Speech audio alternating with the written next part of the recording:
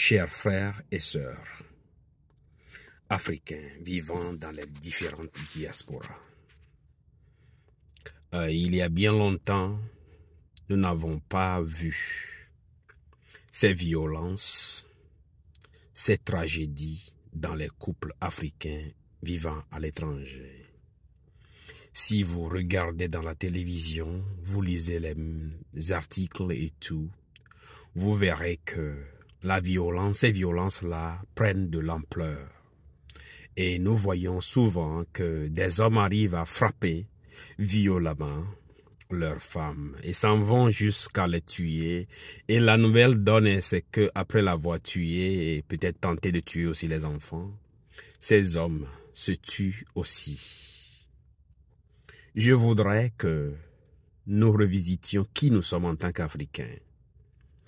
Les bases du mariage africainement parlant, même dans les lacunes les plus improbables possibles, pour nous donner un peu de bon sens dans les couples que nous constituons.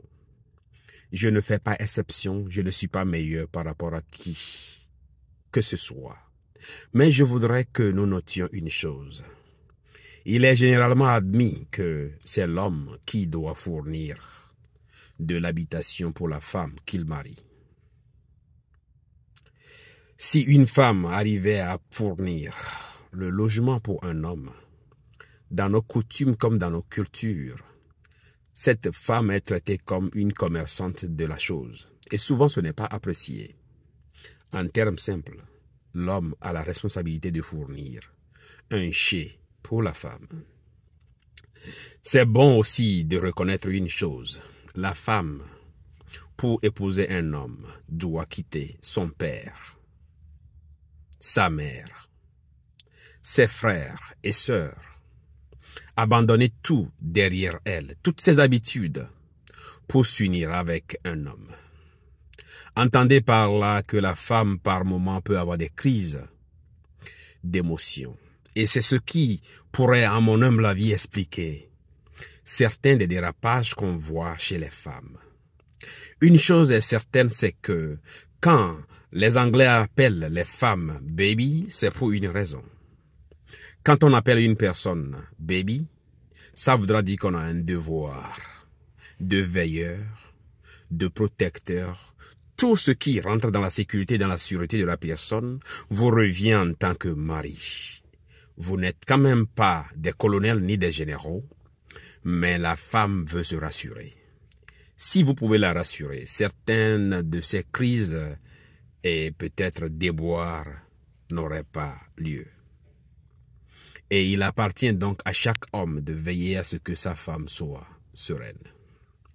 Généralement, nous assistons à des crises où l'homme, après avoir marié la femme, fait des enfants ici et là et là. Si vous pensez que vous avez fait une erreur en signant pour la monogamie, ce n'est pas un problème de demander à déclasser le processus de mariage pour vous autoriser à faire ce que vous voudriez faire. Si vous avez commis une erreur, repentez-vous et dites la vérité.